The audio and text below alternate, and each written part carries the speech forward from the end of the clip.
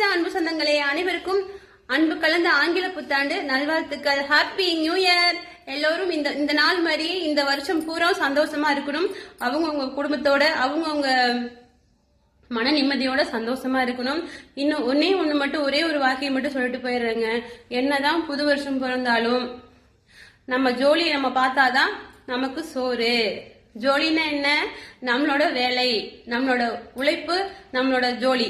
சரிங்களா? உழைப்பு தான் அந்த காலத்துல ஜோலின்னு சொல்லுவாங்க. நம்மளோட ஜோலியை நம்ம பார்த்து நம்ம சாப்பாடு டிஃபன் கேரியர்ல கொண்டு போய் நம்ம சாப்பிட்டு அன்னைக்கான நம்ம ஜோலியை பார்த்தா மட்டும்தான் நமக்கு சோறு. இதை மறந்துடாதீங்க.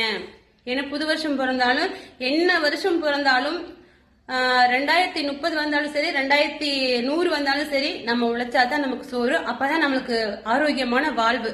நம்ம சாக வரைக்கும் நம்ம உயிரோடு இருக்கிற காலங்கள் வரைக்கும் நம்ம ஓய்வுன்னு சொல்லி உட்காராம நம்ம ஓடி